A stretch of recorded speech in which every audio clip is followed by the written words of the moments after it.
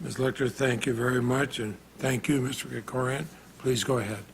Thank you, Mr. Chairman, and thank you for the opportunity to address you today on this exceedingly important and historic moment. I will not use up my time to argue with Mr. Krikorian about his conclusions on these things, but I can tell you that the mess we have today in our immigration laws, frankly, sirs and madam, is the mess that we designed. We've been living with a failed experiment now for almost 20 years, and I would suggest that if your head hurts from banging your head against the wall, the solution is not to bang your head harder. The architecture of this bill shows great creativity, great courage, and I would argue that the Gang of Eight has shown great perseverance in reaching a very good bipartisan architecture. Our concerns at this point, however, are that we not lose sight of some very core values that aid in our communities. Families really are the cornerstone of our communities, and it is a tragic irony that our current system places roadblocks in face of the people that have the most significant and deepest ties to our communities. Family applications are plagued by long delays. I just pulled up the visa bulletin this morning to see what those delays were. And the adult child of a U.S. citizen would wait over 7 years to even begin the process. If that individual is from Mexico, we're talking over 2 decades. If we start talking about categories which are now apparently under siege, the family third preference and for married children and siblings of U.S. citizens, those backlogs go back decades as well. It should be clear that we should not recognize a false dichotomy between business immigration and family-based immigration. They interrelate. Many of our most important innovators and entrepreneurs actually came to the family system, not merely the business system.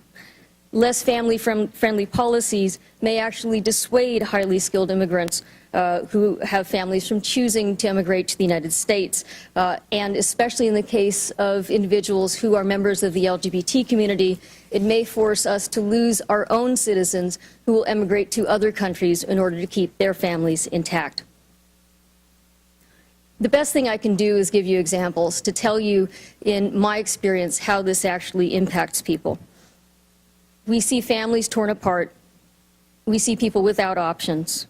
We see adult children of people who could be sponsored who are left out, those brothers and sisters, folks who might have no ability to immigrate on their own, even through the proposed merit-based system. We can see that for LGBT couples, for example, an individual who is married in the United States but does not have another way to stay in the country, that individual is at a roadblock and cannot immigrate under the current system or even under the proposals. We do want to thank the Gang of Eight and especially Senator Leahy for your leadership in the asylum arena. Streamlining this process, providing more due process, increases efficiencies, and getting rid of the arbitrary one-year filing deadline for asylum cases will increase the fairness of this process, which is at the key of our vision in the world as the upholders of freedom and fairness. Immigration court has been described as something on the corner of Byzantine and absurd. It is death penalty rules, death penalty consequences with traffic court rules. We see backlogs that remain well over 300,000 cases, despite significant efforts by ICE to prioritize the cases that are in removal proceedings. We are encouraged by the effort to include more counsel for people going through proceedings, especially individuals who are detained. An expansion of the legal orientation program provides a win-win-win-win impact for the courts, for the DHS, for the justice system, and for the immigrants themselves. We need to ensure that we do not resort to draconian bright line limits. They simply don't work. They don't deter behavior. and they do not accommodate the need for humanitarian consideration of cases on a case-by-case basis. Immigration detention also needs a more significant eye towards it. Right now, we have seen an incredible increase in spending on detention and an increase in the number of beds. And I would like to see that we have more alternatives to detention as we go forward under the new bill. I would like to make one brief comment as to the concern for fraud going forward under the legalization program. What we have seen under deferred action actually is a very important effort by the government, and kudos to USCIS for actually presenting incredibly useful information on its website and administering the program in an intelligent way so that the public cannot be victimized. There has been an incredible partnership by the immigration bar, by community-based organizations and others to make sure good, solid information gets out there. And good, solid information and representation are going to be the keys to making sure that a program doesn't suffer from fraud or any other abuses. Thank you. Thank you very much, Ms. Lichter. And Ms. Lichter, do you think this would bring people out of the shadows and register? Absolutely. We see this on a daily basis. People want to know, how do they pay their taxes? How do they join the military? How do they start a business? They want to be fully functioning members of their communities. You're right. We've seen incidents that are higher than normal in many of these communities. The stresses on these families are enormous, and yet we've not had the assurances that these protections would be built in. And with this bill, we've seen a major effort to allow for more of those visas and allow for folks to come forward when they feel that they are at risk and to not violate their status. So this is a huge step forward for us, and we really are appreciative of the Gang of Eight and their thoughtfulness in that regard. Thank you. Did you want to add anything, Ms. Lichter? Yes, again, and thank you very much for your leadership on this. This is a critically important piece, frankly, of law enforcement.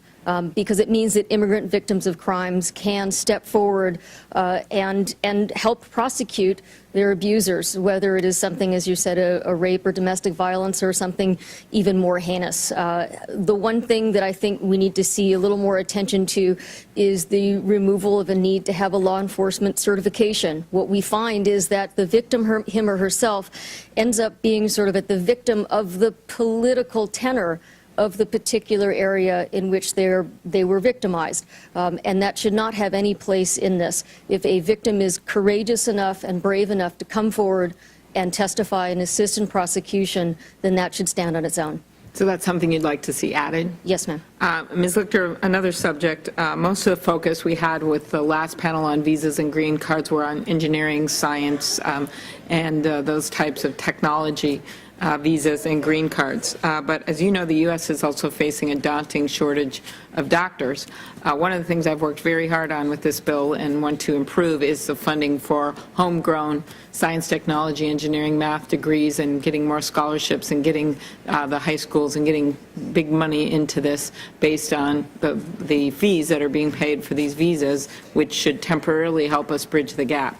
But one of the areas which I've seen in the rural parts of our state is the need for doctors, many of them trained in the U.S. but happen to be from other countries, to be able to work in rural and inner city areas, underserved areas. In the last decade, my state alone has recruited over 200 doctors through the program called the Conrad State 30 program to our state. I reintroduced this bill, led the bill with Senators Heitkamp, Moran, and Collins, and this is also included, along with many other good things, in this Gang of Eight proposal. Could you talk about how important it is when you have a rural area and you don't, we had one hospital that almost wasn't going to be able to deliver babies anymore because they didn't have a doctor that could perform a C-section. So especially in rural areas, this is very important. Thank you also again for your leadership on this area. This is another area of critical importance. We have a high number of of medical graduates who are foreign-born. They are willing and eager to take these jobs out in rural areas and in some underserved urban areas as well. And anything we can do through the immigration laws to assist them with that process really is going to inure to the benefit of our communities. One last question. You mentioned going after fraud and abuse in your testimony in government programs, how important that is, including in the immigration context, that DHS, the Department of Labor, and the Justice Department should use their auditing and prosecutorial authorities to combat the misuse of all visa programs and protect foreign workers from abuse, which in turn protects American workers. What does this bill do to improve the tools the government has to prevent potential misuse of our visa programs?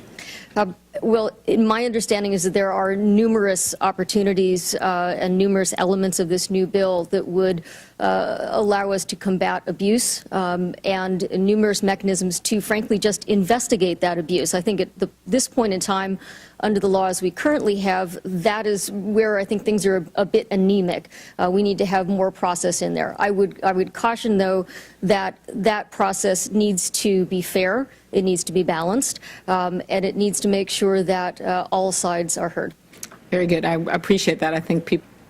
There are a number of people, including me, who believe that the representations that the border will be secure and that we will have an effective system of monitoring and addressing visa overstays has been adequately, there are those who say it's been adequately addressed in this bill. You know, especially Ms. Lichter, that since 1996, Congress has said that the executive branch should create a system of effectively monitoring visa overstays, yet today, all these years later, 40% of illegal immigration doesn't come across the border. It's people come in legally and then overstay. So I just ask you whether, Ms. Verghia, Ms. Lichter, can you understand those who have seen this movie before and who have said these promises and assurances that this is the last time this will ever have to happen, because we're going to institute a system of border security and enforcing the law against people who come in legally but overstay their visa? That has never come to pass. Can you appreciate the skepticism that people feel when they hear that again? Ms. Lichter, maybe go ahead. Sure. Thank you, Senator. I think maybe the better way to look at this is to just look at it my way first, okay? And then you can look at it a better way. Can you understand the skepticism? I understand. Judge Cornyn. Of people who've heard these representations before only to find that they didn't work as advertised? Right. And in order to avoid that sense of disenchantment with the new method going forward, I would like to draw your attention to what the real cause is of the overstay or the illegal entry. It is not for lack of enforcement. It is not for lack of a tracking system. It is for lack of a lawful path for people who wish to change from their non-immigrant status to extend it. You're kidding me. When you come in on a 30-day visa, you don't know when your visa expires and it's time to go home, and you're saying it's for lack of a path to citizenship? I did not say it was for lack of a path to citizenship. I said it was for lack of legal immigration options. What happened... We have legal immigration options. You know better than most, Ms. Lichter. And I know... We naturalize as many as 1 million people a year in this country. We have a path for people to function through the legal system. But you're telling me that some people have no option but to come and overstay their visa and to melt into the great American landscape. We've had 3 hours of testimony as to why that path is inadequate and doesn't work. And what I believe that the architecture that the Gang of Eight has come up with would do much to provide an intelligent, common sense system. And if our focus instead shifts to making those pathways achievable for low-skilled workers, for high-skilled workers, for family, having fairness and due process in our laws, then I think the rest of it will actually fall into place. And I do honestly believe that, because I believe I'm the only person on this panel that actually practices in this, and I have been doing it for nearly 2 decades. I believe that because I see it every single day. In February, the American Immigration Lawyers Association issued a press release highlighting these problems and saying that any mandatory employment verification system should, quote, protect the interests of small businesses and provide mechanisms to suspend the rollout of the employment verification program if patterns of errors develop.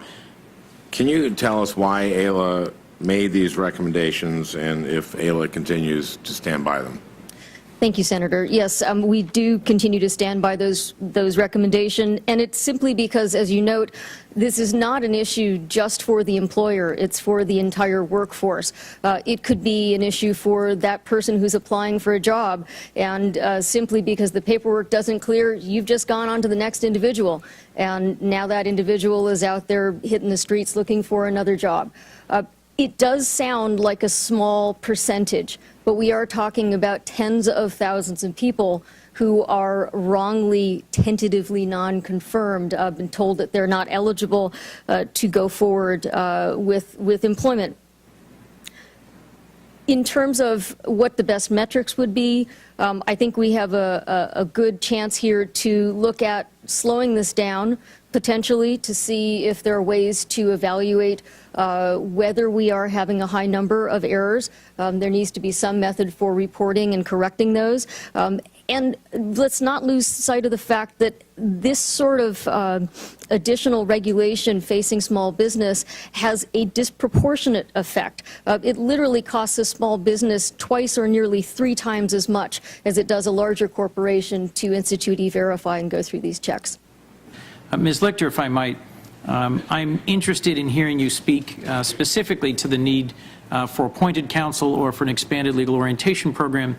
I was struck in a previous hearing I chaired to learn that more than 80% of detainees are unrepresented in any way, even if they're children, if they're mentally incompetent, if they're asylum seekers, and that, frankly, the absence of counsel for the overwhelming majority of non-citizens who are too poor or vulnerable to get them bogs the system down and actually makes it harder for immigration judges to do their job.